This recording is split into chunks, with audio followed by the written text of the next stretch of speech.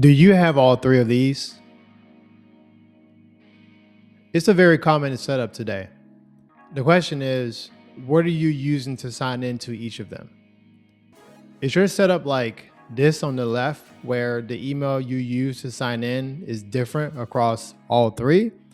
Or did you set it up like this on the right, where you're using the same email to sign in across all three?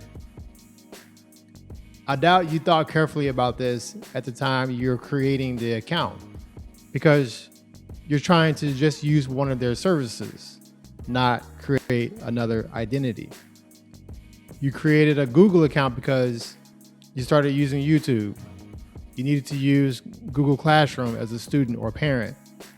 You wanted to use Google Gemini or buy an Android phone. Then you created an Apple account because you wanted to listen to Apple Music or buy an iPhone, iPad, or a MacBook. Then you created a Microsoft account because you bought an Xbox. You purchased a Windows PC. You wanted to use Copilot or maybe subscribe to Microsoft 365.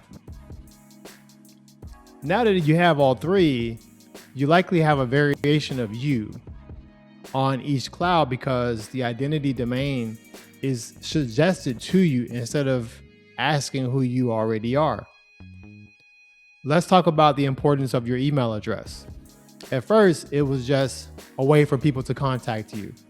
Then you started making purchases and your email address was then needed to send you a receipt. Later, you're asked to use your email address to sign up for an account. Apple, Google, and Microsoft also want your email address for communications and account recovery.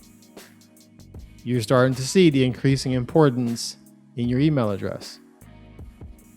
Having accounts with all three providers is actually a good thing. It gives you access to the services that work best for you. They're also a good way to consolidate your identity across various sites and apps.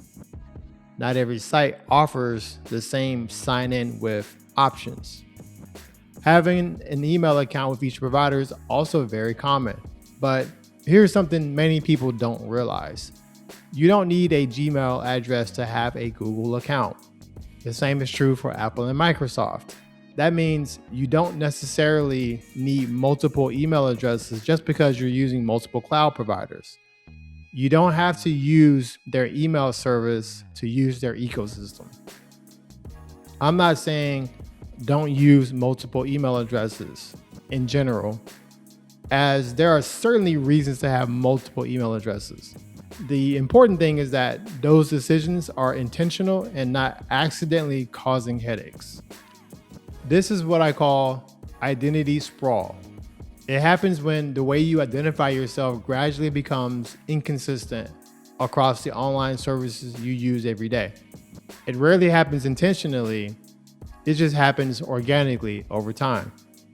If you're already thinking, it's too late for me, I already have 3 different identities, don't worry.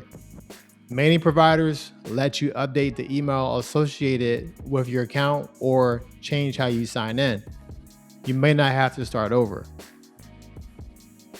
There is a simple way to think about this. We call it your identity anchor. Remember us discussing the importance of your email address? That should be your identity anchor. It can be hosted on Yahoo, Outlook, Gmail, or anything else. The provider isn't what's important. What's important is consistently using that same email as your identity anchor over time, making you consistent everywhere. Imagine using the same email to sign in to your Microsoft account, your Google account, and your Apple account. What happens? Google is still Google, Apple is still Apple, Microsoft is still Microsoft. Your photos and documents can stay where they are, your music stays where it is. Modern life doesn't require choosing one cloud provider. Most of us will continue using Microsoft, Google, Apple, and others for years to come. The goal isn't to change who you use.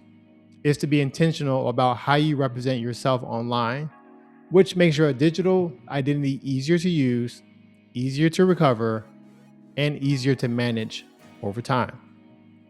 I'm Bernardo with Trustlytics, helping you make informed trust decisions in this modern digital world.